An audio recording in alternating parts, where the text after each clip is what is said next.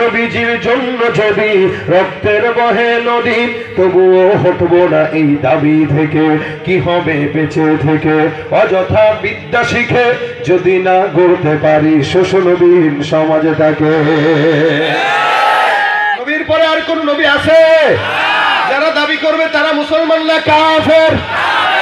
এই জন্য ইসরায়েলি পণ্য বয়কট করার সাথে সাথে কাদিয়ানীদের পণ্য বয়কট করা মুমিনের ঈমানের দাবি, ঠিক কিনা?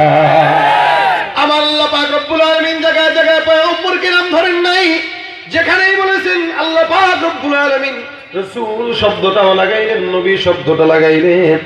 এ মুসলমান নবীর উম্মত, আল্লাহ পাক এত মর্যাদা দিয়েছেন যে গোটা দুনিয়ার সব বান্দাদেরকে আল্লাহ পাক জানায় দিয়া রাসূলকে বলেন, ইন্না কাফাইনাকাল মুস্তাহজিঈন। আপনার মতো সম্মানিত নবীর সঙ্গে যদি কেউ উল্টাপাল্টা করে, আপনার মতো সম্মানিত নবীর সঙ্গে যদি কেউ বেয়াদবি করে, ওর জন্য আর অন্য কোনো মানুষ দরকার নাই, ওই বেয়াদবের জন্য আমি আল্লাহ একাই যথেষ্ট। শুধুমাত্র রাসূলের সম্মান বজায় রাখতে যে আল্লাহ পাক এই ঘোষণা দেন।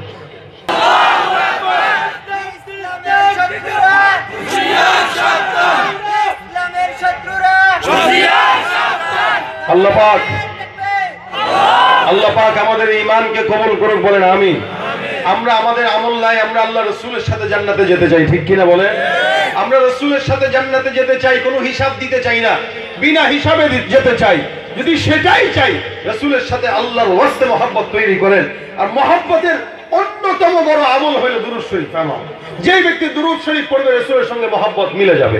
কারণ প্রত্যেক সপ্তাহে যদি আপনি 100 বার 200 বার করে দুরূদ পড়েন, আপনাকে আল্লাহ রাসূল বেশি বেশি দেখবে আর চিনবে, বেশি চিনবে। তো রাসূল যত বেশি চিনবে তত বেশি আপনার জন্য সুপারিশ করবে। এটা মহব্বতের অনেক বড় একটা আমল।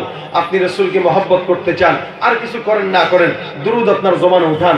আপনার বিবিকে আপনি বলবেন যে তুমিও দুরূদ পড়ো, রান্না করতেছো বাস দুরূদ পড়তে থাকো, ঘর ঝাড়ু দিচ্ছ তো দুরূদ পড়তে থাকো, রিকশা চালাইতেছো তো দুরূদ পড়তে থাকো, গাড়ি চালাইতেছেন তো দুরূদ পড়তে থাকেন, দোকানে বসা তো দুরূদ জবান দিয়ে উঠান যখন মনে হয় তখন।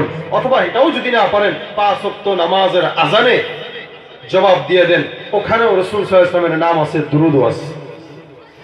তোমার মন মুসলিম নয় মুনাফিক, তুমি নবীজির দুশমন।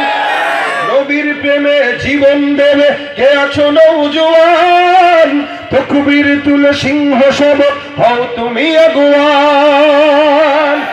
তোমার বুকে ঈমানের বল, জবানে আল কোরআন, ভয়ে কাঁপে কাপুরুষ সব আর নরাধম শয়তান। জীবনের চেয়ে বুকে আছে বেশি নবীজির সম্মান, কেমনে তুমি থাকবে বসে হলে তার অপমান। তুমি সাচ্চা মুসলমান, নবীর প্রেমে জাগ্রত তুমি নির্ভীক পালোয়ান। তুমি সাচ্চা মুসলমান, ঈমান তোমার ধন, নবীর প্রেমে জাগ্রত তুমি নির্ভীক পালোয়ান। শ্রেষ্ঠ নবীর ব্যঙ্গ করে পাপিষ্ঠ আর বদনসিব, আমরা তাদের ঘৃণা জানাই ধিকি ধিকি ধিকি শতধিক। জাতিসংঘের কাজে কি তবে দর্শক হয়ে থাকবে চুপ, সাম্প্রদায়িক সম্প্রীতি আজ যাচ্ছে ভেঙে পাচ্ছে লোক। আজকে যারা কুলাঙ্গারের পক্ষপাতী করছো সব, তোমরা কেউ ছাড় পাবে না, সত্য ধরা পড়বে ঠিক। বয়কট হবে, ধিক্কৃত হবে বিশ্ব জুড়ে, নিন্দা কুরাবে জাগলে মুসলমান, জাগলে মুসলমান। তুমি সাচ্চা মুসলমান, ঈমান তোমার ধন, নবীর প্রেমে। তুমি সাচ্চা মুসলমান, ঈমান তোমার ধন, নবীর প্রেমে জাগ্রত তুমি নির্ভীক পালোয়ান। লিল্লাহি তাকবীর। আল্লাহ পাক আজকের এই মাহফিলের সব আয়োজন কবুল করুক, বলেন আমিন। যতগুলো মানুষ আসছেন বসছেন, পিছনে দাঁড়ানো ভাইরা সহ সবাইকে বলি, আজকের পর থেকে নিয়ে দুরূদ শরীফ যখন মনে হয় পড়বো তো ইনশাআল্লাহ, যখন মনে চায় পড়বো তো ইনশাআল্লাহ। আমি শারীরিকভাবে দুর্বল খুব, এরপরও আপনাদের সামনে খুব কষ্ট করে 2-4টা কথা বলছি মুক্তাসার সময়, আবার আরেক জায়গায় যাওয়া লাগবে।